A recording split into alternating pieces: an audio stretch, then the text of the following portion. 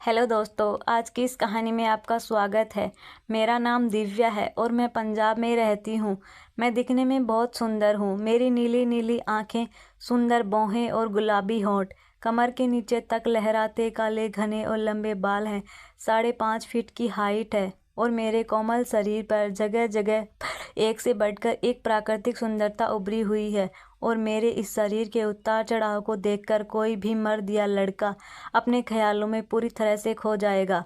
मेरी शादी को 5 साल हो गए हैं। मेरे पति एक व्यापारी हैं। पैसे की वजह से वह अपनी पसंद की कोई भी चीज़ लिए बिना नहीं रह सकते, चाहे वह कोई चीज़ हो या कोई महिला हो या लड़की।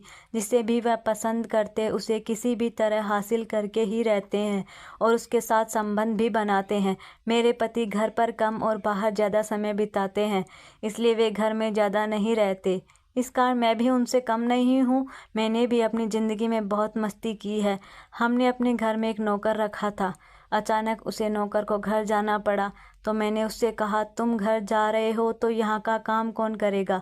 उसने कहा, मालकिन आप चिंता मत कीजिए, मैंने अपने बेटे को बुला लिया है और वह मेरी जगह काम करेगा। मैंने पूछा, उसे काम करना आता है? वह बोला, मालकिन मेरा बेटा बहुत अच्छा काम करता है। गर्मी की छुट्टियों में उसका बेटा गांव से हमारे घर आ गया। अब वही लड़का घर की साफ सफाई, झाड़ू लगाना, बर्तन धोना या कोई भी दूसरा काम करता।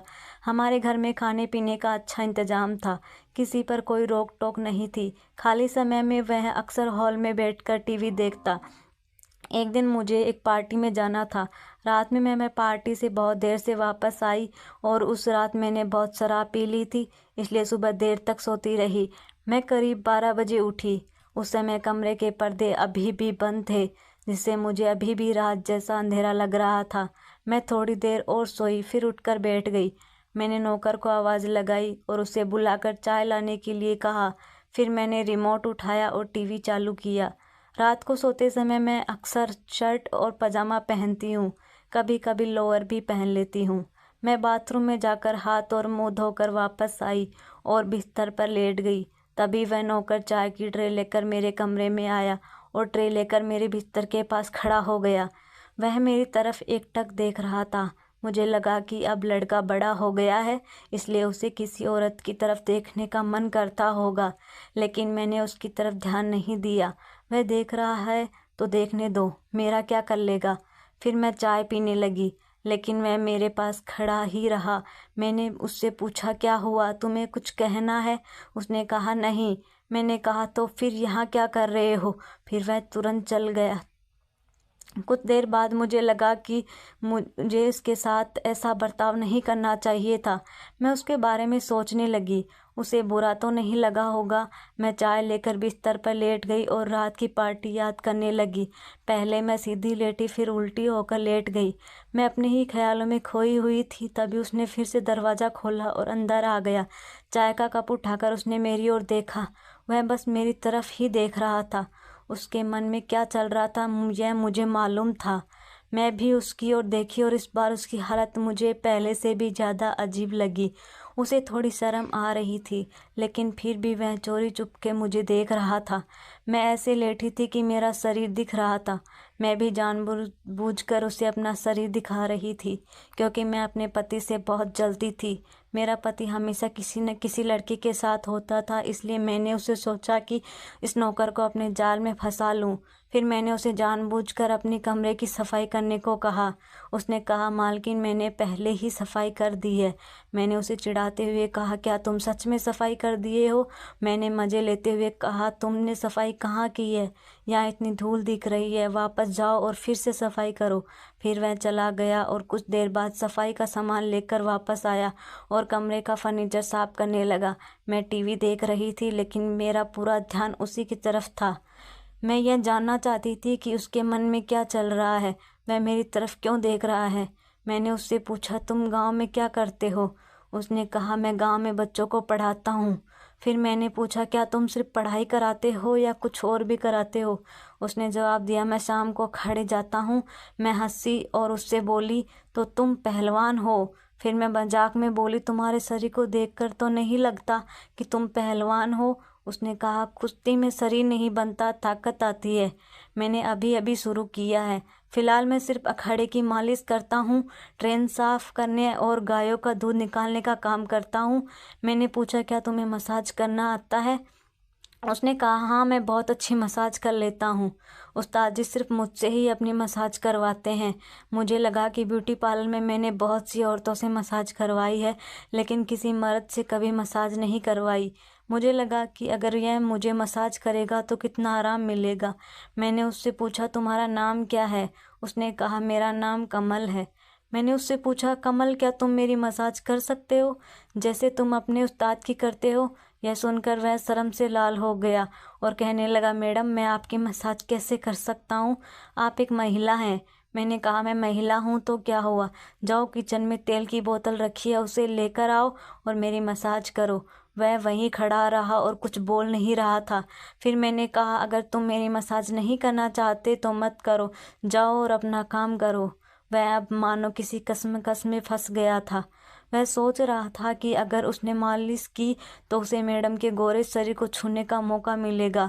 कुछ देर तक वह वैसे ही खड़ा रहा। फिर मैंने उससे कहा, तू किस चीज़ का इंतज़ार कर रहा है? जा और तेल की बोतल लेकर आ। वह किचन में गया और जैतून तेल की बोतल ले आया। मुझे भी कई दिनों से मसाज नहीं मिला था और मेरा शरीर अकड़ गया था। मैं सीधा लेट गई और वह मेरे पैरों के पास आकर बैठ गया। वह मेरी ओर देख रहा था और मैं उसकी ओर देख रही थी। दोनों के मन में एक अजीब सी हलचल थी। मैं सोच रही थी कि मेरे शरीर की मालिश करते करते वह अपने पर काबू नहीं रख पाएगा और मेरा काम हो जाएगा। इतने जवान लड़के के साथ मैंने पहले कभी मसाज नहीं करवाई थी। मुझे भी थोड़ा अजीब लग रहा था कि क्या वह यह सब कर पाएगा। वह तो जवान है, लेकिन क्या वह पूरी तरह से एक आदमी बन गया है होगा या नहीं? वह भी शायद इसी तरह कुछ सोच रहा होगा। वह सोच रहा था कि वह मैडम के गोरे शरीर को कैसे छुएगा।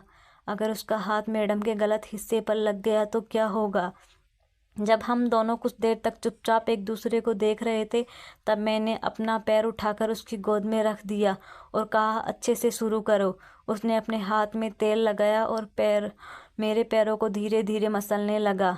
मैंने उससे पूछा, क्या तुम अपने उस्ताद की भी ऐसे ही मसाज करते हो? उसने कहा, नहीं, उनका शरीर लोहे की तरह सख्त है। मैं उनके शरीर को बहुत ज़ोर से मसलता हूँ। मैंने कहा, तो फिर तुम मेरे पैरों को इतनी हल्के से क्यों मसल रहे हो? उसने कहा, आप एक औरत हैं और आपका शरीर पहले से ही बहुत नरम है, इसलिए मैं धीरे धीरे मालिश कर रहा हूँ। फिर मैं हंसी और बोली, मुझे भी ज़ोर से मसाज करो। उसने पहले मेरी ओर हैरानी से देखा, फिर धीरे से मुस्कुराया। उसकी हंसी में थोड़ी सी शर्म और कुछ बड़ी उम्मीद थी। मैंने कहा, सिर्फ हाथ पैर नहीं, ऊपर तक मसाज करो। उसने अपने हाथों पर तेल लगाया और मेरे घुटनों की मसाज करने लगा। ऐसा लगा मानो उसके हाथों में जादू हो। मेरे पैरों में बिजली सी दौड़ गई। उसे भी शायद ये महसूस हुआ होगा। फिर मैंने अपना दूसरा पैर उसके सामने रख दिया। उसने वहाँ भी घुटनों तक तेल लगाया। फिर मैंने उससे कहा, क्या तुम बस घुटनों तक ही तेल लगाओगे, आगे नहीं जाओगे? फिर उसने अपने हाथों पर तेल लगाया और मेरी जांघों की मालिश करने लगा। जैसे ही वह मेरी जांघों की मालिश करता है, उसके हाथ मेरे संवेदनशील हिस्सों को भी छू रहे थे। जब उसने उन हिस्सों को मसाज करना शुरू किया तो उसके कांपते हाथ मुझे साफ महसूस हो रहे थे। वह बहुत डरते हुए ऊपर की ओर बढ़ रहा था। मैंने उसका हाथ पकड़कर अपनी कमर पर रख दिया और कहा, यहाँ तक मेरी मसाज करो। वह मेरी कमर की मसाज करने लगा। उस समय मुझे ऐसा लग रहा था जैसे मैं 7वें आसमान पर पहुंच गई हूँ। अब मसाज करते हुए 1 घंटे से ज़्यादा समय बीत चुका था। फिर उसने मुझसे कहा, क्या मैं आपको एक बात कहूँ, अगर आपको बुरा ना लगे तो? मैंने कहा, बोलो। तो उसने कहा, मैडम आप बहुत सुंदर लगती हैं। मुझे लगता है कि आपको मेरे साथ डांडिया खेलना चाहिए। मैंने कहा, देर किस बात की है, चलो शुरू करते हैं। उसने भी देर ना करते हुए शुरुआत कर दी। तो दोस्तों, उस दिन कमल ने मुझे बहुत अच्छी मसाज दी और मुझे बहुत मज़ा आया। तो दोस्तों, यह थी हमारी आज की छोटी सी कहानी। आपको यह कहानी कैसी लगी कमेंट करके ज़रूर बताएं।